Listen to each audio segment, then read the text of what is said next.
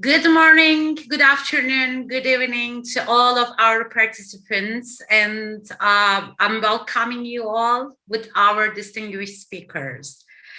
I'm starting the session of the Comprehensive and Sustainable Networks of Companies, Institutions, and Local Strategies. I am Aslan Albostan from UNDP Istanbul International Center, and I will be moderating this session. I believe before giving the floor to the speakers, I want to add some remarks that I believe cooperation and collaboration is crucial to provide inclusion and sustainability and resilience in territories. And given the rapid rate of urbanization globally, it makes cities critical entry points to address development challenges. The financial gap between the required investments and the actual investment is substantially growing because of the limited government resources. So all the actors should explore innovative forms of financing mechanisms and innovative ways of skills development, economic development, and true partnership. They need to work together in collaboration. So today we will be discussing the details with our distinguished speakers. So I want to give the floor to them to introduce themselves one by one. And I want to start with Mr. Joaquin Alvarez, the Director of the Institute of Employment and Technological Development of Cadiz, Spain. Mr. Alvarez, can you kindly introduce yourself, please? Thank you, Ashley. Thank you, Ashley, and all the Thank you, Ashley, and to all the participants for inviting us. Thank you to the organization, especially, who has invited all of us. And of course, we would have loved to be in Córdoba for many reasons, and especially for the things that joined us to Córdoba, especially to the people also of Cadiz. I don't know if I need to introduce myself and then introduce the rest, or shall we continue with the presentation? The other ones. For 1 minute, I'm giving each speaker 1 minute to introduce themselves to our participants.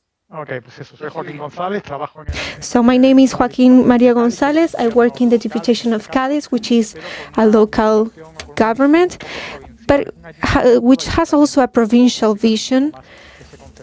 So I will explain later this concept. I've been working for more than 20 years in different local development topics, especially rural development,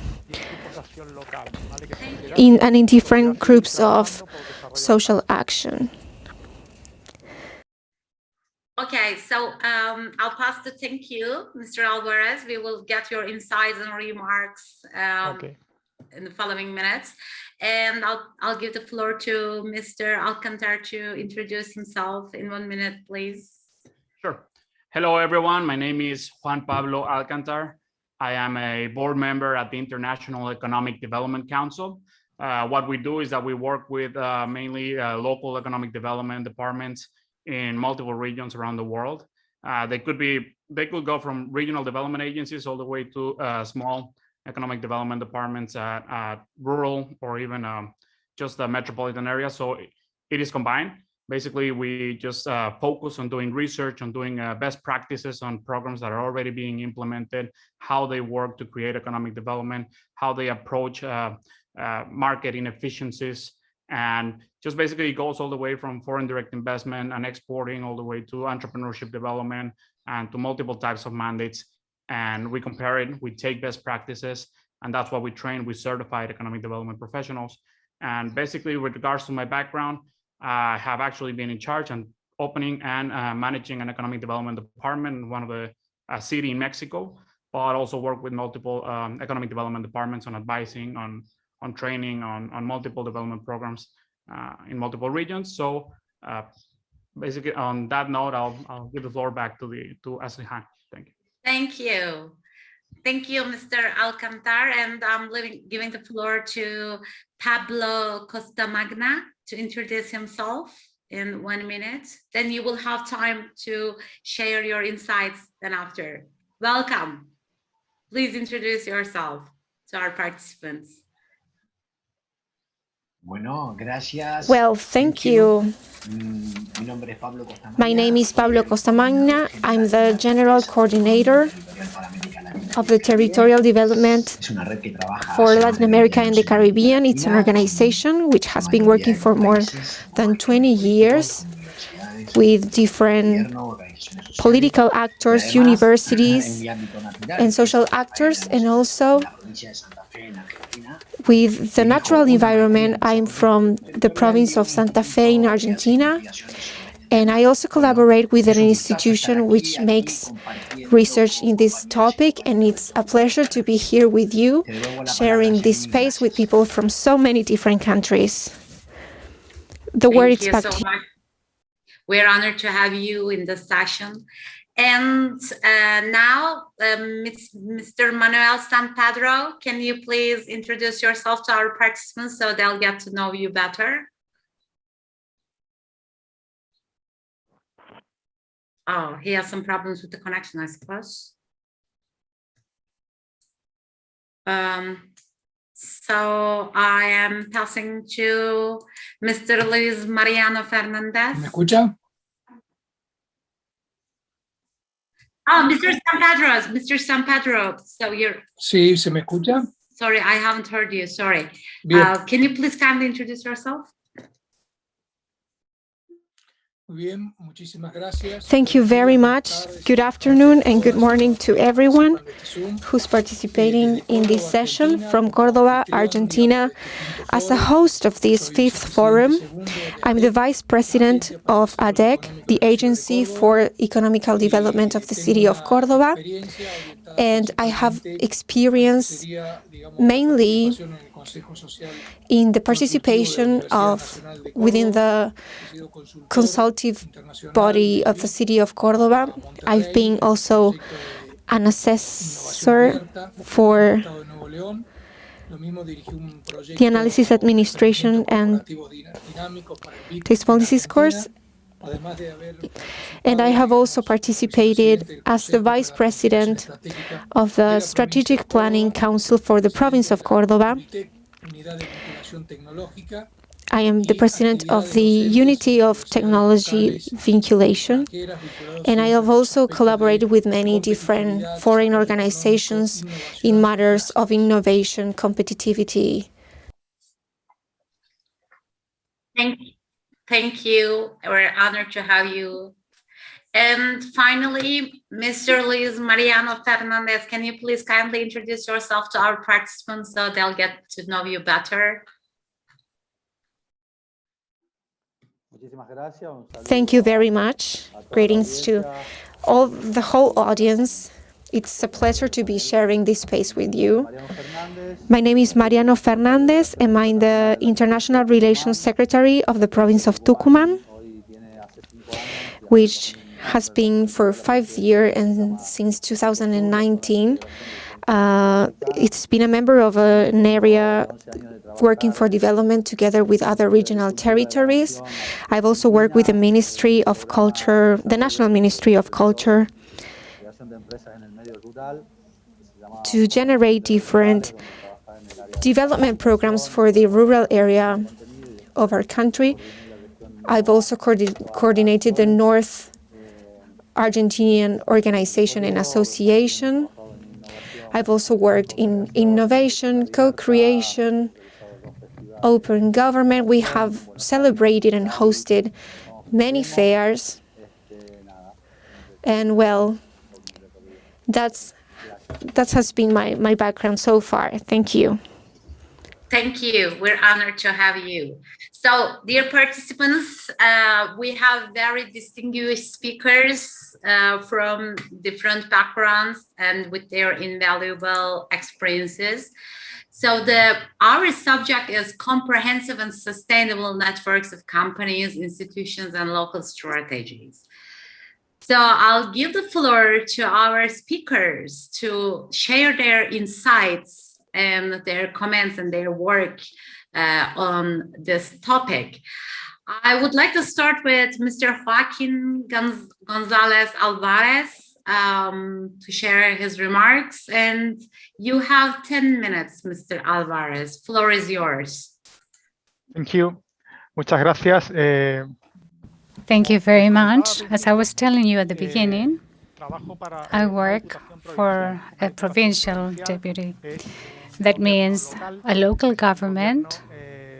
It's getting together of the small municipalities that exist in our jurisdiction in Spain. So our clients, we work for those small groups that are less than 2,000 inhabitants. We work with, due to our link to the local development, to look for strategies for development and to foster innovation and also the administration of funds and to facilitate the administration of that.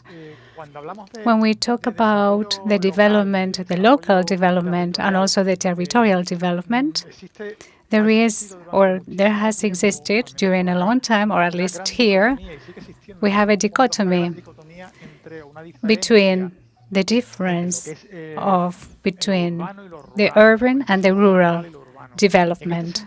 In this sense, we have evolved a lot during the years because the rural concept has been widened, and even the politics that were developed there were not only from one sector, but we started working in a multiple sector and with a territorial concept that goes beyond the traditional concept in comparison of the rural and the non-rural and the urban. We identify different types of areas.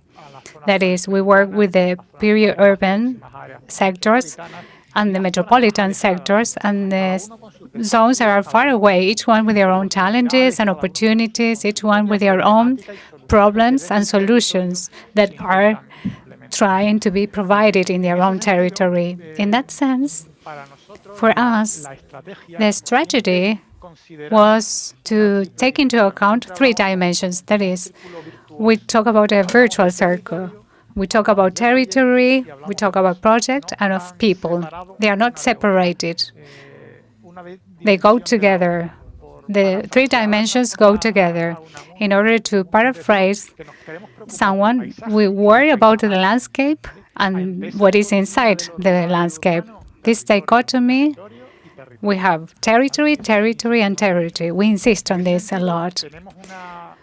We have a province that it's the place that it's our competitions where we combine big urban zones and with rural areas that are further away, and then also intermediate places that is the central place of those zones that we can call with those are places that have different, each one of them have different problematics, different difficulties to access to the development, and they have different problematics. Without forgetting that are within 14 kilometers, we are separating just by the Gibraltar place, and we are in a corner, and we are 14 kilometers. We are closer to Morocco than to France, of course. And we are in the European Union, but we are in the surrounding areas. We look for a development model with a functional concept. We talk about the local development with the functional concept as well, understanding beyond the urban core, more of a local place. And within the limits, the geographical limits of one municipality, we understand the urban areas that are functional, where people live, where people develop themselves, and the same people do their own relationships, whether they are economical or personal or just leisure or tourism, etc. And that is our development space in which we are working. Applying the model, that is a territory, I'm going to talk about the project, and after that I'm going to refer to the people. The formula, of course, the UN tells us what is the generic way of, with the ODS, the common agenda for everyone, that is materialized in Spain in the urban zone, and we are developing urban agendas for those functional areas, not for a city that is that doesn't have that influenced areas surrounding it, but functional areas that have the same reason for being, whether it is economical, social, the people movement, or because they share services or needs or education, etc. Those are functional areas. That is our model of the urban agenda per functional area. And we work with people, or we try to work with people. Our objective is to work as a network society, to look for the network intelligence. Those are concepts that were previously in other sessions talked about. We change some concepts, we invent words.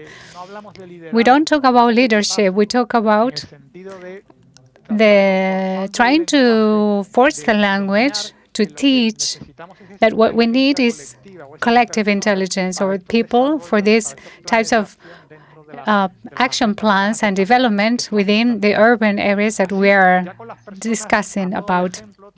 For example, we work with, I will give you 3 tools as examples that we are working on. One of them is the ecosystem, that is entrepreneur ecosystems, in which we understand the local economy of those functional areas as ecosystems that have their relationships and they have their interdependencies with the territory, and as regards also the social part, creating employment, the environment, creating resources and richness within the territory, and we understand all that as an ecosystem. We work with a network that is cadis.net.com, in which we try to develop an ecosystem that is strong enough to be resilient and to be able to work in those 3 dimensions: social, environmental, and economic one. So it breaks that dichotomy that many times exists in the economic development,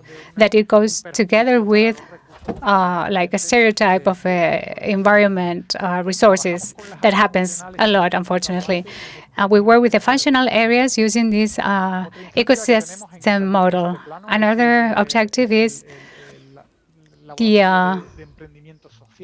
social entrepreneur lab, especially for those social challenges that we are facing on our territory, social aspects or unemployment aspects, working with the third sector, especially with an open innovation together with the university itself, which is an experience that we work in Cales University with social entrepreneurs and also with companies that have a corporate social responsibility. So they created a resilient territory with open renovation. And to finish, I would like to finish with 5 or 6 things to reflect on.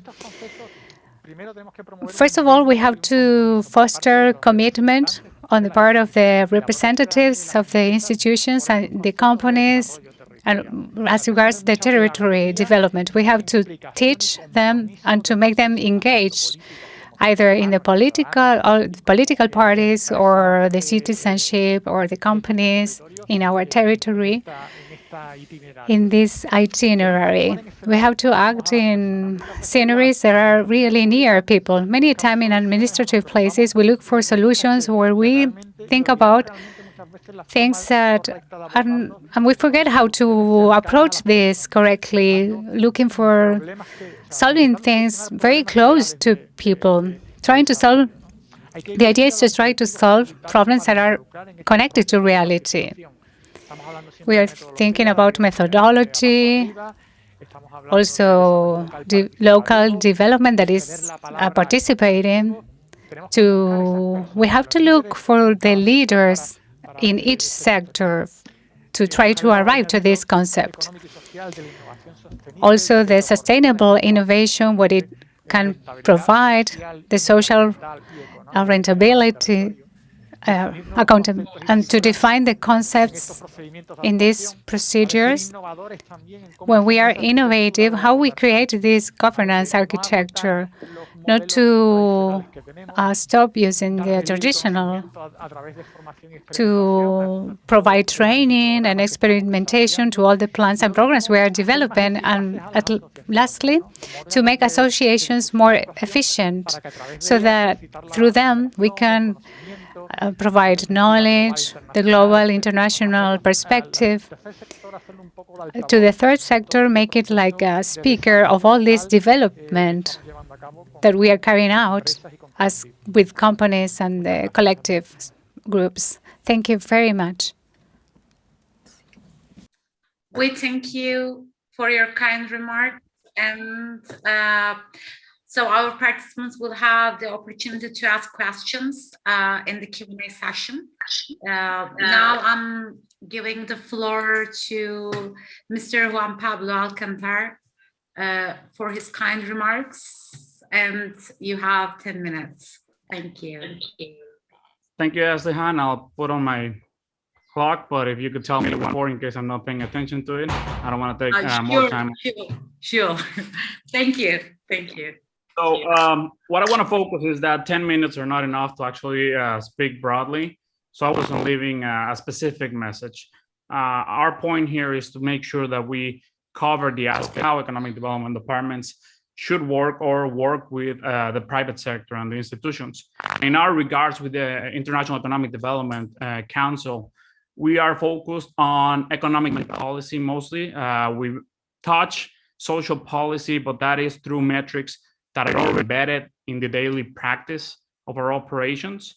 So if you have a certified professional, if you have accredited economic development organization, if you have been through the courses, if you have been through the manuals, if you have been through multiple types of certifications, basically all these daily operations have embedded, have metrics embedded into it, have processes, have surveys, have tools embedded into it that require you to gain or to establish constant interactions with the private sector and institutions. So basically, we cannot operate if we don't work with local institutions, with the stakeholders, with the companies as well. And I'm going to show you a few examples. In our operational model, basically, our mandates are very few. We have narrowed them down and be more effective. What do I mean by this is that we are no longer focusing on doing entrepreneurial projects ourselves. We're making sure to develop local capacity and territorial capacity to actually find the ecosystem, find where the gaps are of the ecosystem, and build those, strengthen those stakeholders. So we work with business chambers, we work with businesses, with research development offices, with innovation centers, with universities and colleges, with them to make sure that they are up to best standards or best international standards, so they can actually operate with or without the presence of the local authority. So by this, I mean, it is no longer dependent on the executive or the local executive, like the mayor or the county official, to actually decide what want to interact in a long-term plan. It's basically the community now has a stronger power. So if you're an entrepreneur, you can go to an entrepreneurship center. For example, let's suppose that you are working one of the mandates, which should be business retention and expansion, which came to be a very, very important section. I'm not sure if you guys can see my screen. I think you guys should be able to see my screen. So this is one of the examples for business retention and expansion, and this is the example of British Airways in India. So by 1996, they established a small office of reservation, but by 2002, they had already in India coupon matching, executive service center, hearing, sales, message center, reservations. So these meant jobs. So if you have a specialized business retention and expansion specialist, so basically one is working with your local companies, working with your foreign direct investors, working with your entrepreneurs to make sure not only do we retain it, especially right now after COVID or during COVID, that we retain companies, that we make sure that we can expand companies, because that means jobs for the rural community, for your metropolitan areas, jobs for all the different communities within the territories they're managing. So that's one of the ways in which you can get that type of business retention. The other would be that if there's also one of the things that you should do is that impact investment metrics should be already embedded into your daily practice. So when your businesses, you try to promote the metrics of impact investment, so they start to adopt them in their daily practices.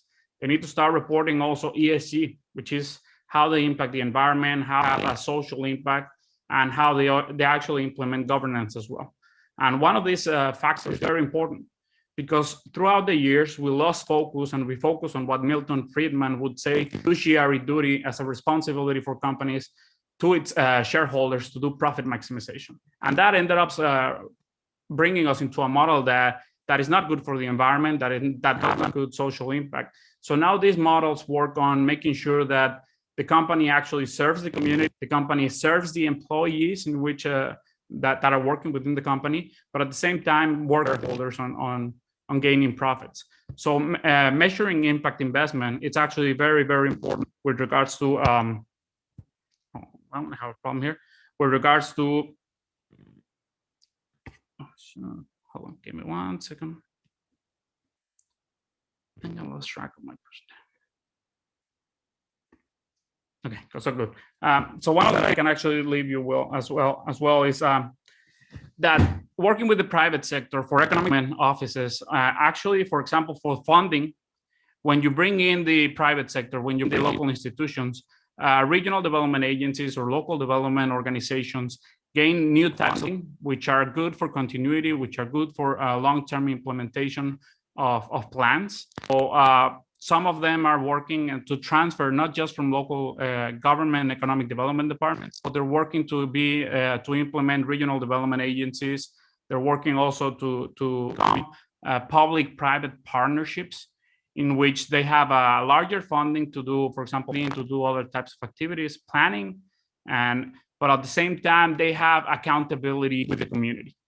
This means that the private sector, which are the companies, the business chambers, local institutions, they now have a say in the daily practice because now they are also funding the department. So they're looking for what are you doing that is beneficial for our interests. And this means that you can also include labor organizations in your stakeholders. So when you transition from just depending on government funding, in which you could say that you are subject to the executive local mayor in his plans, now you currently become a part of the community. They are also the funding. So they are the ones who will require that type of accountability. Now, in local economic development departments, you have multiple types of mandates, and some of them are specialized in different types of specialties like foreign direct investment and exporting, entrepreneurship, business retention and expansion, workforce development strategies. And I'll tell you an example of workforce development strategies. One was that Delta did a study on its workforce and realized that the average age of its workforce was about 50-something years old. And they realized that if they were to maintain the company in business for a long term, they needed to start training the new type of workforce that would be implemented. And they realized that there were gaps. For example, gaps was they didn't have enough mechanics, specialized mechanics for engines, for engines, and this was in Atlanta. So basically, they realized that it was a technical skill that they trained, and they needed people who they needed to incentivize the position, but at the same time train those types of skills. So what they did is they went to the local schooling system or the local education system, and they had metrics and the data. They realized that there were communities in which young students did not go to college. So there they started to do workforce development strategies. They started to implement workforce development in which they train from high school and sometimes from middle school people in skills to become mechanics. So they could have a constant flow of human resources. So the company wouldn't have to be bringing people from abroad. So basically, you already know that your community has a high school in which the majority of the people or a certain percentage of the people do knowledge. You can start training them on a specific skill that already has a job opportunity for them as soon as they come high school. Maybe they go into a more specialized training. So basically, working with your private sector, your institutions can give you this type of data. Embedded into the certification process are already methodologies, daily practice in which you gain data and analytics from, for example, I had an example of of, I went into a community and everybody talked about the community of, it was only an energy port. It's an energy port, everything's energy. And suddenly when you realize it with data and gaps in the market, that told us that there was already a logistic cluster and there was a market gap for it. So suddenly the marketing and attraction plan became from the logistic clusters gaps in the market. So basically customs, forwarding transportation companies, maintenance and repair operations for containers, maintenance and repair operations for the trucks that were driving the containers, and suddenly create up to 3,000 jobs just in marketing and attraction by finding out those market gaps in the Your last minute. Okay, perfect. So if there's one thing that I leave you with on the closing note, is that you must have a professional and well-developed institution, whether it's public-private partnership, whether it's public partnership, or whether it's entirely profit or non-profit local economic development department. You must focus on getting certified economic development, focus on accrediting the economic development organizations, the entrepreneurship development program, the AICP, which is the planning certification, business continuity professionals, to make sure that business have a high impact when it comes to disasters, and also impact evaluations. So usually, if it is well developed, should have those certifications, should have people, not just in those, you could extend it, but if there's something that I can leave you with is to make sure that your local department or your local economic development has professionals and it's accredited, because then the daily process of interacting with the private is already embedded into daily practice and the metrics are there. So basically you will have a constant engagement and have economic impact in your community. Thank you. Thank you, Juan Pablo, for this wonderful remarks and about the impact investing. Maybe we can discuss more in the closing session. And I will continue with another distinguished speaker, Mr. Pablo Costamagna, General Coordinator of the Red Dot. Floor is yours. Bueno, muchas gracias de nuevo. You have 10 minutes. Thank you very much. I will try to respect the time allotted. Thank you very much. Because we have other sessions, second sessions following this session. Thank you. I will. I will try to respect the time allotted. I will take 20 seconds to thank ADEC and all the people that are working behind scenes so that this happens. All of the people that have worked very hard so that we can be here. And I think that is very important to mention. It's a lot of work and effort.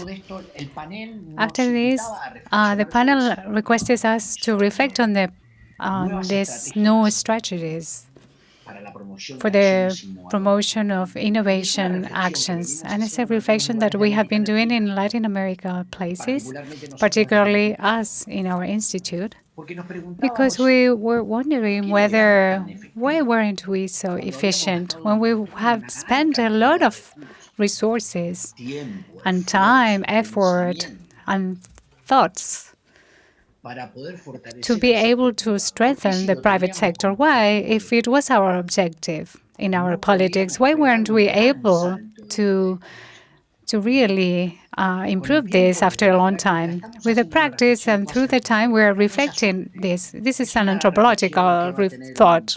So don't be scared of this. It will have a practical component. These 8 minutes that I have left, I will try to think about what are we doing wrong in the private sector? Why aren't we able to have the impact that we would love to have in the private sector? And I will talk about some points that I want to reflect on, which is not the real truth, but there are some things that we were focusing on, in which we put our effort and thought. Because we are doing a lot of things that are being done well, but they are incomplete. So the title would be, we need to renew, to change, to innovate in the way we work with the private sector, especially people working in the academy and what we do and public work, to understand better the knowledge and the feeling of the other part, to try to be in and to put ourselves in the place of the other people. So this analysis is going to be more micro-analysis. We do politics or we link to the private sector, believing that the private sector only has a very rational analysis of cost and benefit. And apart from that, they understand what we are talking about. And apart from that, they reflect using the same system.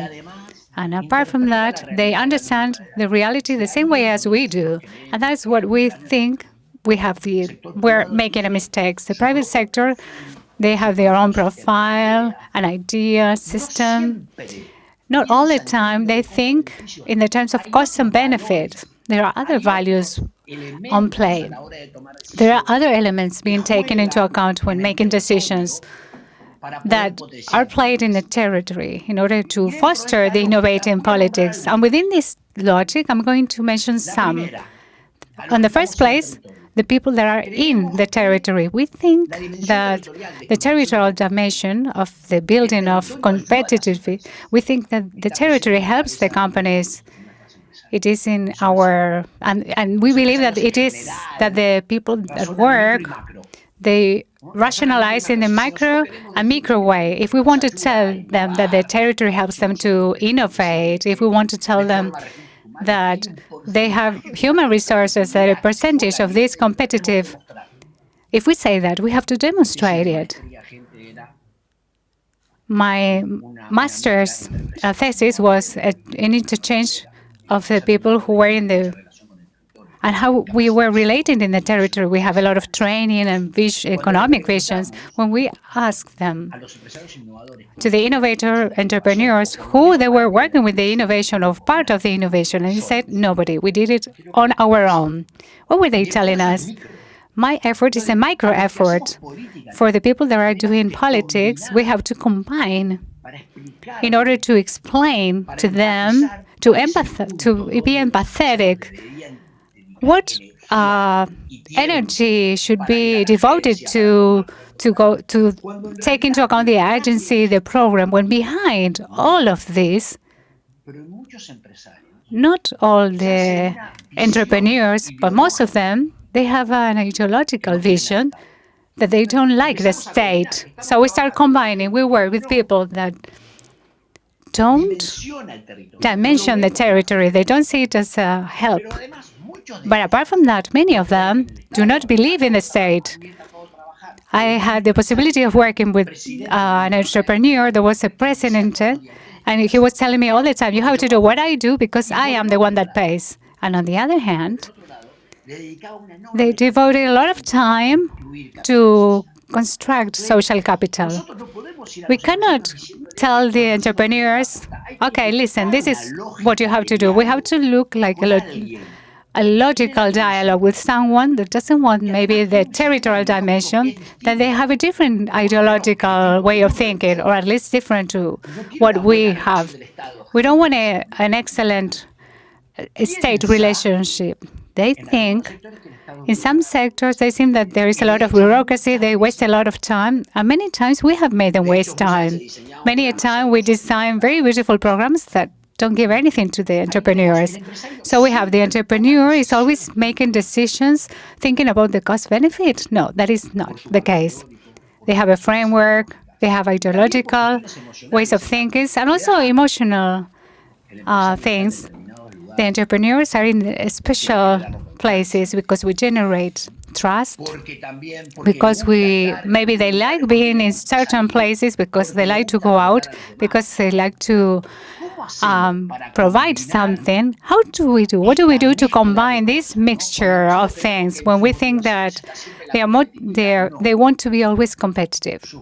No, it's not always like that. It's not always like an economic reason lying behind. There is a mixture that is difficult to be understood. They don't participate only because of an economic reason. They do it, but maybe because they want to do something for the territory, but the objectives are different from ours. How do we solve this? That seems difficult. It is solved by changing the way we connect to them, especially the connection that we have with the entrepreneurs. And the center has to be in the middle of the dialogue. There has to be a dialogue. There has to be a co-construction with the person we are working with. In the practice, when we ask the entrepreneur in general, what is the main problem that you have, or at least in Latin America? Let me just generalize. I know it's not always like that. What they say is that they have finance problems and they have a big tax pressure. And of course it is like that on their point of view. But when we get closer to the companies, we know, without knowing exactly what, but we know that the problems are not only connected to the fundings or the taxes. They have some managing problems. Others have the cost managing problems. Others have market problems. And when we research this, we have to do it together. We cannot impose the entrepreneur, but we cannot provide them problems. So that is why our programs fail. We have a complexity way of looking at this. There is a way of understanding. I'm talking about anthropology, but I know that many of you have a lot of experience, and maybe the anthropological part you can use to refer to this using common words. There is a look that we have to change in order to be able to improve our interaction and generate innovation. And lastly, not to use more time, there is one question that we are asking ourselves. How do entrepreneurs learn? Their pedagogical problems are still on debate in the world. For example, in the Basque country, apart from Argentina, we have had to change some logistics because we have to change adult education with processes that have to have, in Argentina, for example, long-term goals. Entrepreneurs don't have time to spend working on this. We have to do short-term actions at the same time we are learning, because innovation and change is done with training. Apart from these idea systems, apart from the ideological framework, which I'm not questioning, they have an ideological framework. They also have problems.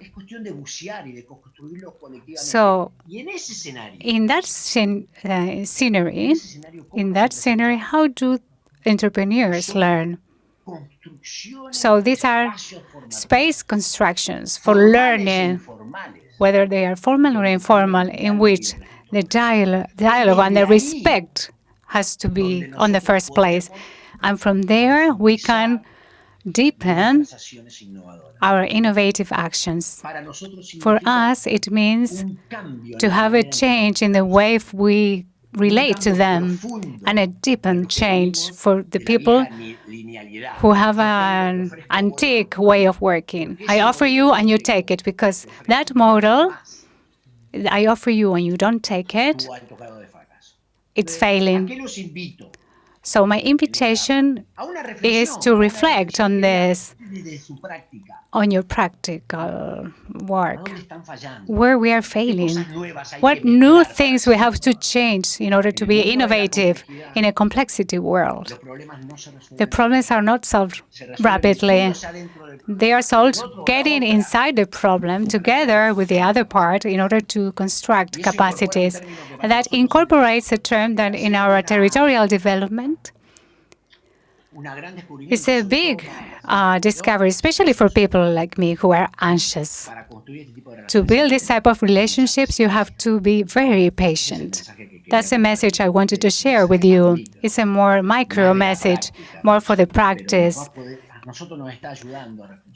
We are what helps us to reflect on this and to improve our innovation processes.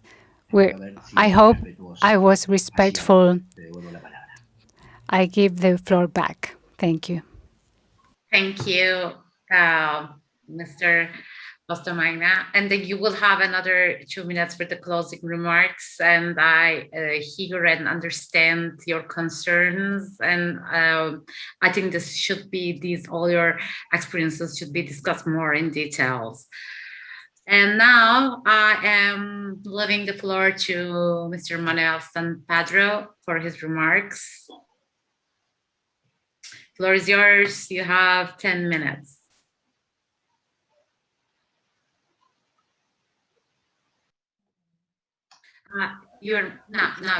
Muchísimas gracias. Thank you very much. I will try to be as brief as possible. Could you please show the presentation? I'm going to talk about some of the aspects that were mentioned before. Let's move on. In the context in which we are in, I will refer to a question that was implicit in the technical part. Let's go to the next slide, please. To identify a way of intervening in this difficulty so that the intervention programs are successful, as Pablo mentioned before. How to promote the competence between companies on the base of the cooperation network in our territories. And that implies starting with the first element. Let's go to the next slide. If we had to describe the components of the territory, we have a series of keywords that represent many of those components: territory, institutional spaces, markets, companies, value chains, networks, local governments, actors in the technical scientific system, entrepreneur ecosystem, investors, capital markets, financing, innovation, cooperation, competence, initiatives, projects, prototypes, volatile environments, uncertainty, complexity, ambiguity, and planning. But can we do things with words? Can we mix the components in order to eventually get some different results from the ones that we are obtaining? The first recommendation is to start with our own diagnosis, so that the regional context for the renovations, they do matter. To promote competence among companies and networks requires to start from a diagnosis situated in our territories with their concrete specifications. It implies not to import solutions, instruments, or models from that market adaptations that are very efficient in other markets, but to adapt them to our own markets. We know that the competence has to coexist with cooperation, but there are different ways of doing this, and not all the measures are applicable in our territories. Innovation is recognized as inherent to the competitive capacities. And one of the options in order to achieve that competence is to incorporate in the open innovation, but situated in our territories, because the financing has many particularities that are different, and the relationships between the governments, companies, institutions, and universities, as Pablo mentioned before, are also different. In the next slide, I'm going to mention some particularities that are acquired in the innovation dynamics. Even though we have different ideas, there are weak mechanisms for the conversion of these project ideas. We have incubation modalities in projects and prototypes within their companies. The link between the companies and the technical scientists of themselves is weaker. There is less availability of financing and risk capital on part of the private investors. And the protection of innovations and the rise of commercial appropriation is lacks. In the next slides, we can see two different ways of dealing with the innovation ways. On the first part, you have the traditional way that coexists the capital markets or risk investment that are very solid. An idea or an initiative identifies an opportunity, a demand, starting with a having seed capitals until we get to the commercial scaling in the market. But this doesn't go directly to our territories. Because our territories, we have to induce an intermediate phase, because many of the entrepreneurs, and they came from a corporative incubation, not in the capital market. For this reason, this initial idea or those opportunities and demands require a company that starts this, like something that captures more than a plan or a model, a first client. And we don't have capitals. We have clients that are the seed clients that starts the first beginning of the development. And this can be replicated or escalated not only in the corporate market of that first client, but also in the general market. So here we have something that is key to understand that the institutional spaces in our territories go from one extreme where the hierarchy predominates, that you can see in the high part of the rectangle, and some institutional that combine different types of ways of hierarchies and interchange. So we have the markets that have more interchanges, and within this we have different networks and communities that have a mixture that is totally different of hierarchies and interchanges. And this mix has to be situated in the territory. This dialogue that was referred to by Pablo is precisely to establish like an institutional conversation to take how the company passes, and it does not compete isolated, but with the value chains and within networks as well. So we have to think that this organization, this company, works almost in different aspects. They have to have the capacities enough to build value chains, providing more value added value, to structure production networks in the second rig and innovation as well. And they have to venture into the third, articulation, to construct and build communities, because this will allow them to strengthen themselves in their capacities as regards the market competitiveness. So we can avoid that the big companies compete practically individually in their market, and the small and micro companies are left out of the productive market. What does this imply?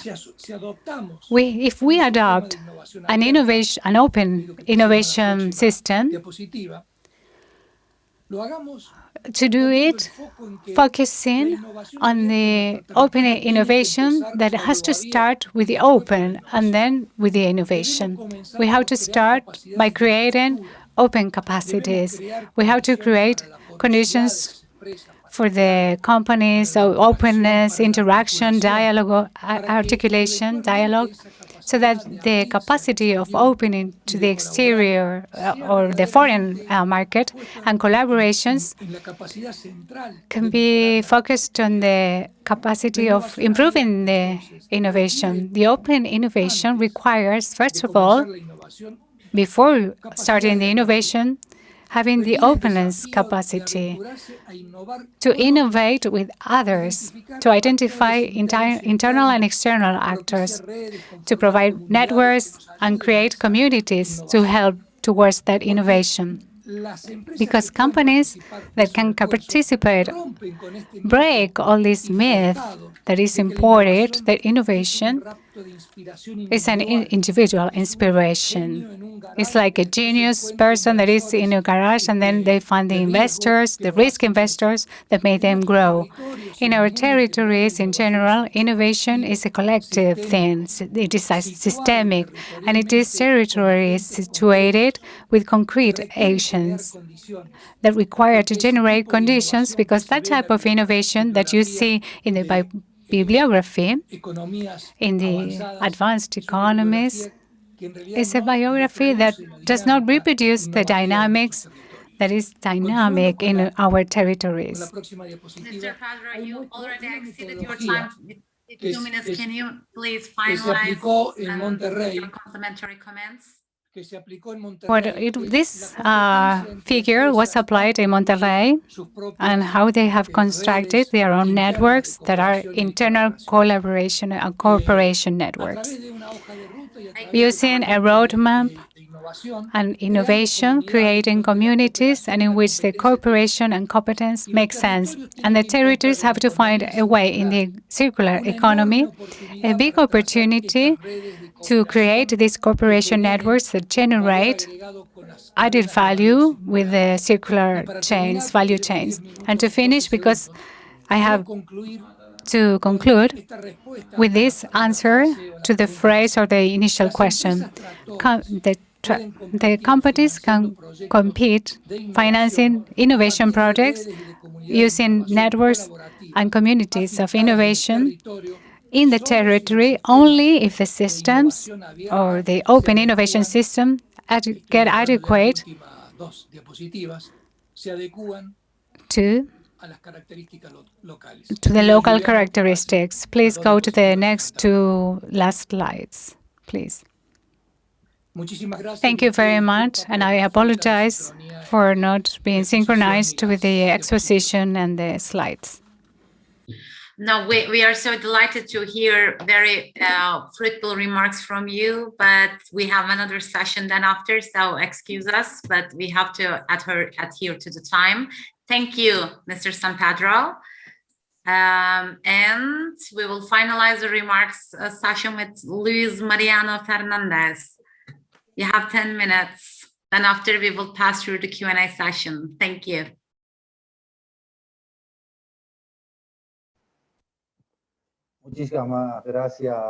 Thank you, Ashley.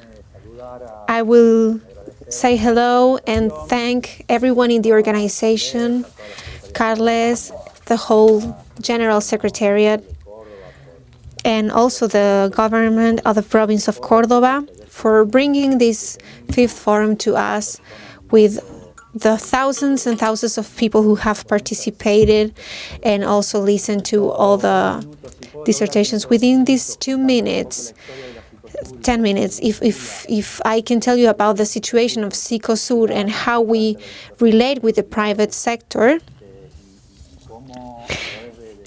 and how through different actions we have different outlooks of the community and of the region, I will be very happy if I succeed in doing this. So, as I was saying, Sicosur is an area of integration of the center of South America, which has the participation of 71 states, subnational states. In each country, they receive different names, regions, states, provinces. But we have 71 subnational states in Argentina, Brazil, Bolivia, Chile, Uruguay, and Peru. Sicosur is born during the 60s through the impulse of some business owners from Brazil and Chile who understood that we needed some synergy in order to make better businesses and reach international commerce, increase the volume of commerce within the area, and also to be able to export to Asian countries. So this is how Sicosur started growing, and by the year 97, everyone started realizing, the business owners, that they needed the participation of the public sector in order to be able to improve their perspectives. So in this framework, in 1997, it was named Sicosur. This organization works with different organization and within this framework, it started growing and getting stronger. Also, it started changing its methodologies and objectives. And as regards the different institutions, we started ourselves to lead this organization. Now we have a lot of members from different countries, and we have also incorporated all subnational states in Uruguay. So within this growth, the situation started getting more complex, and we turned into a multidimensional and complex platform, which not only looks at the commercial aspects of things, but also started to transform into a platform that looks after gender issues, health, sports, culture, you name it. And it's very important for us because we are not only working on international commerce and trade, but also for other things that are natural, comprehensive, integrating elements of culture and sports and society.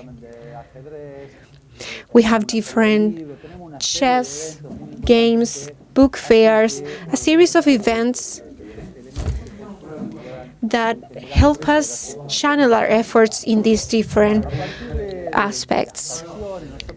So through these actions, we started looking from March and April of last year when the pandemic started, together with the Secretariat of International Relationships and with all our inhabitants in Tucumán, everyone in Argentina. We started what measures could we implement in order to improve education in science and technology, commerce, industry? How could we start to exchange best practices and actions that were carried out in these territories? And how can we use that experience and apply all of that to our own territories? In that sense, we started in the area of education, managing different concepts. The first one was going from personally attending school to virtuality, and how the different subnational states have carried this out.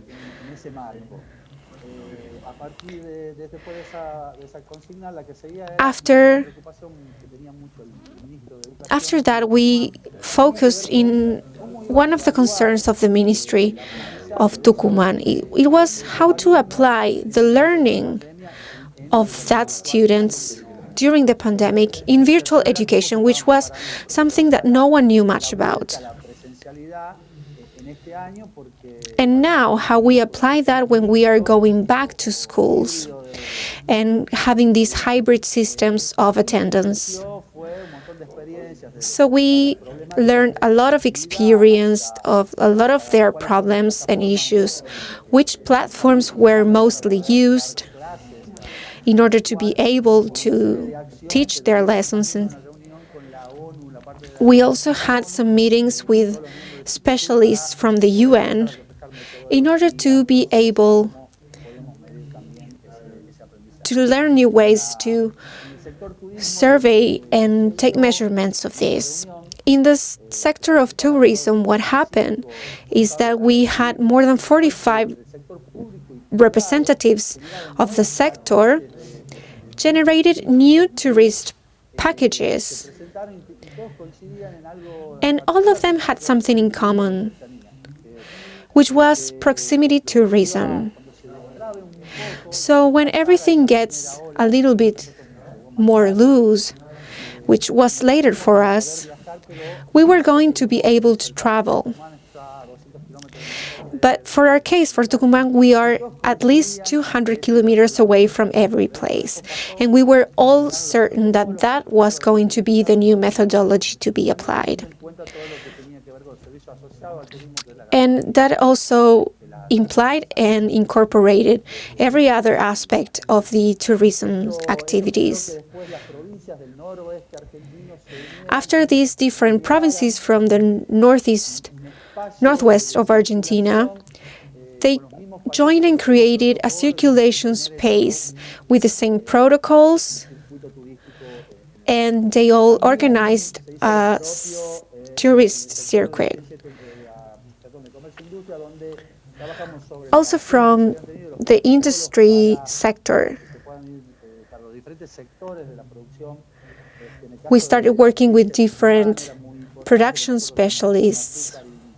In Tucumán, for example, we have sugarcane production and a lot of other manufacturers that needed to get organized from harvest to the final processes. So it was very important to get to know and learn more about this. So we worked on best practices and what were the programs, the tools that the program from these 71 member states could provide for economic reactivation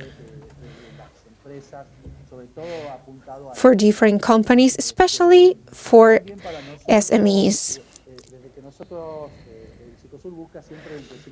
Sicosur is always looking for our institutional growth.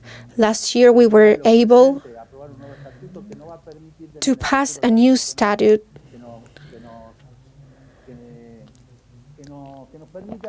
that could enable us to reach different international actors, to organize different forums, because we know how important the role of national states is.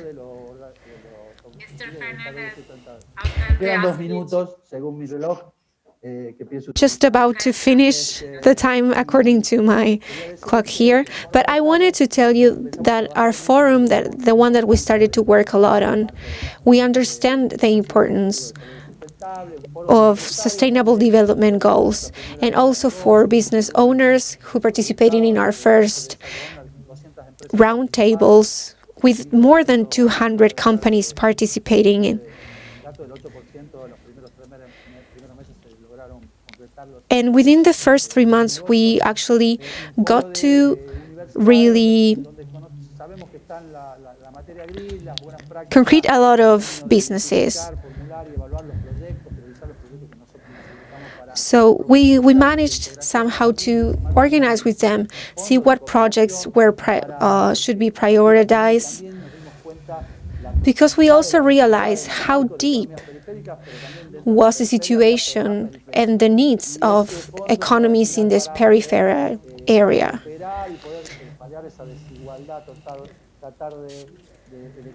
And it was necessary to balance these inequalities. So just to finish, I want to say how we work with the Environment Commission with a new concept that has to do with shared management areas. We work with an organization called Projungas, and that commission, and we were able to work in biomass projects that involve different subnational states. Sometimes what happens is that these ecosystems are not really very well coordinated, so we try to coordinate all their actions. Thank you very much. Thank you. Thank you so much. You will have another 2 minutes for the closing remarks. And now, after these kind remarks, comments, and the great work of our distinguished speakers, I will pass to the question and answer session. And we will be receiving questions from our participants to particular speakers or in general.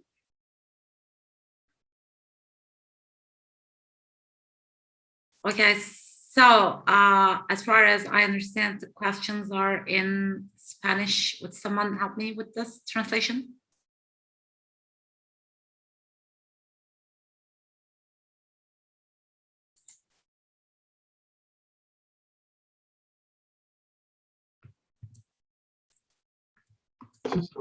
Ashley? Yes. It's not any question here. Okay. It's not any question. Okay, sorry. Yes. Sorry, I don't speak Spanish, so I didn't get, but okay, so I will continue with finalizing the session. We have another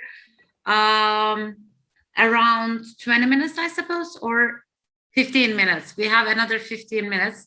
So I will give all the participants another round of closing remarks. But before, I would like to say the collaboration, the importance of collaboration. I'm so happy as one of the portfolio leads in the Global Center of UNDP, who is leading the private sector strategy of UNDP. I'm so happy to see that many participants and stakeholders accept the role of the private sector in national and local development. And our speakers talked about skills development, social policy networks, and impact investing, which is more important, and entrepreneurship, and also innovation, dialogue, entrepreneurship. I think this is how we understand to engage the private sector to our real life and development. Because like private sector is not just the investment and the capital flow. They should take more roles to take the role of helping the governments by means of investment, innovation, new technologies, understanding the new world. And it's so nice to see other speakers here. They agree with my idea. So I will give the floor to Mr. Alvarez again for the closing remarks, if he has. By the way, we have to finalize this session before 31:45. So I'm sorry if I'm disturbing you with the time thing, but I would like to adhere to the sequence of the whole forum. Yes, Mr. Alvarez, can we take your final comments? Yeah. Gracias, Ashley. Thank you very much. To me, it has been a pleasure to being able to share with the rest of the panelists because of all of your comments. And in the end, I take all the things that you said, your exposition. I loved the innovation, the open innovation first has to be open and then an innovation. I will use that. I promise that I will use it. Because we have to open ourselves, and this is what we are trying to work on. First, working on the ecosystems so that the collaboration. And in that sense, we are in industrial areas. We're working around the circular economy in symbiotic economy. That is to work in a symbiotic way, to look for opportunities together with your university in order to collaborate, as Pablo also said, very micro projects, looking for micro solutions in relatively small places, how this community or how this symbiotic way do it, these entrepreneurs do it, and to incorporate the entrepreneurs as well in the decision making. I think that is key as well for everything that we do.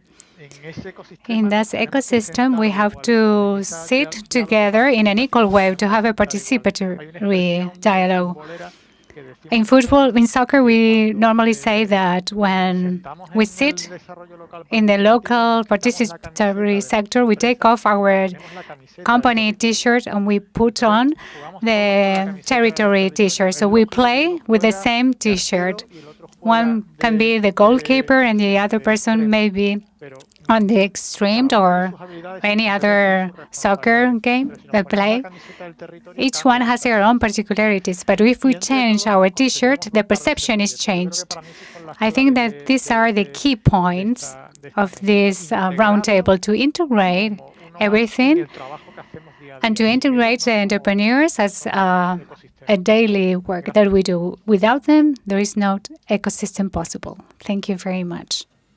Now, I thank you for this closing remarks. Yes, all the stakeholders are important to be the team to win this game. And Mr. Alcantar, you talked about the impact investing and the importance of measuring the impact and other points. So we would like to get your final comments And after listening to the other speakers as well, if you would like to add some points for them, for their remarks. Sure.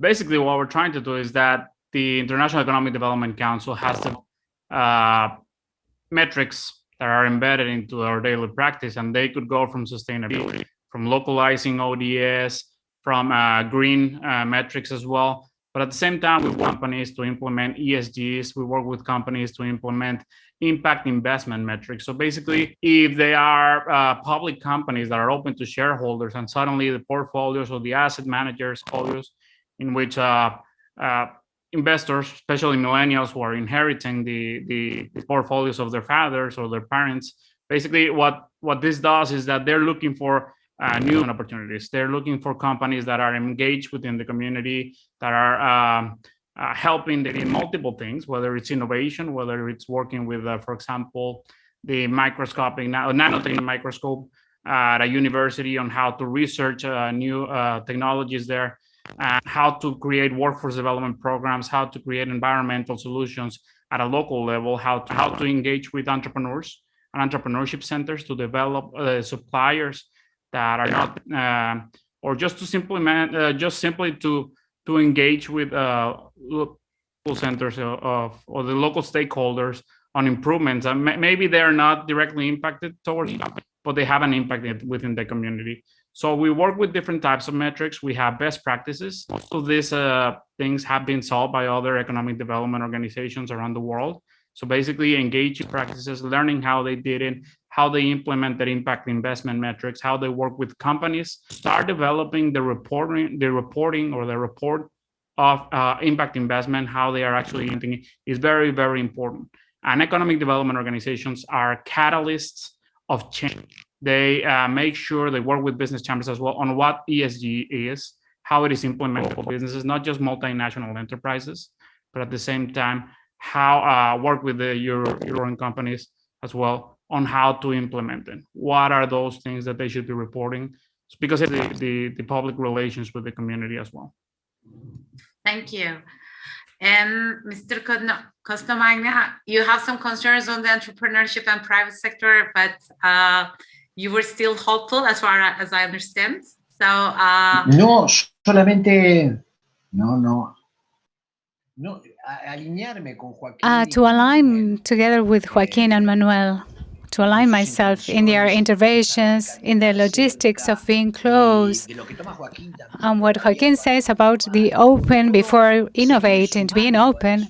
And I can add to that is that during a lot of time, we understood that we did territorial development, and at the same time we were training people. But I say that now, while we build, we must create capacity. That is, while we are doing something to construct capacities in Manuel logic, and also as Mariano said, and I coincide, it is to structurize.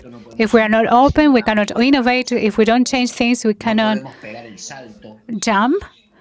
So I think I think we have to see a new way of understanding and looking for learning, different learnings in the territory. It's difficult to try to reflect on this, but in the practice we can see that there are many things that were addressed by the panel, and I really identify with that, and I learned a lot by the other speakers' expositions, and I understand that there should be more women as panelists. Thank you very much. No, we thank you. Mr. San Pedro, we have learned a lot from your wonderful presentation.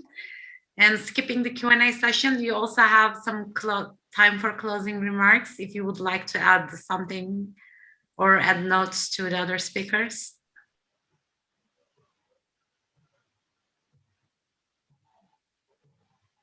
Mr. San Pedro?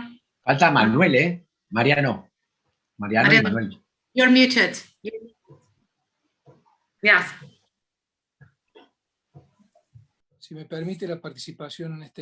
If I can participate here, I would like to give some final comments.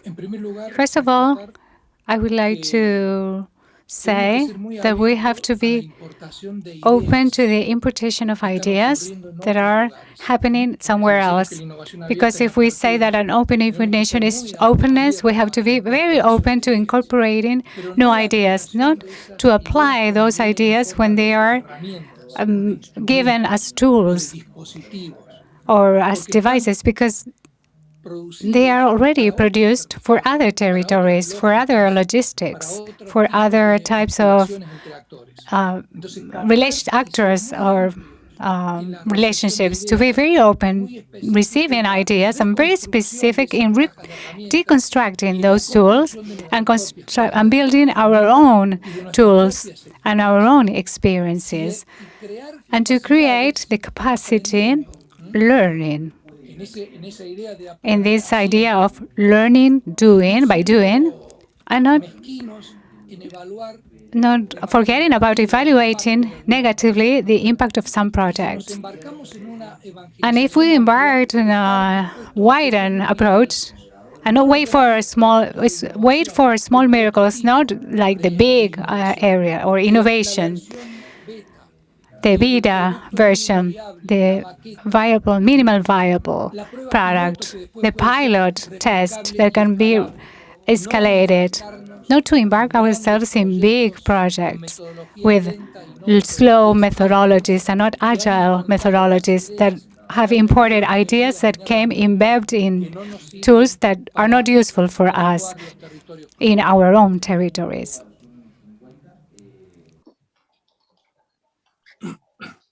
So thank you, Mr. San Pedro. And finally, Mr. Fernandez, you have another minute to finalize your comments.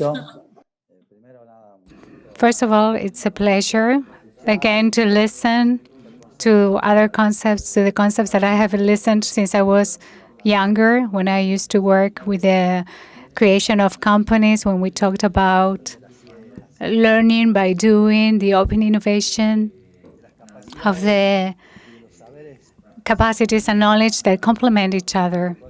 These types of things really make me happy, and I feel proud of being a participant in this panel. But to finish, the emergent local challenges after the pandemic, we have Sicosur. This is an institutional community, and we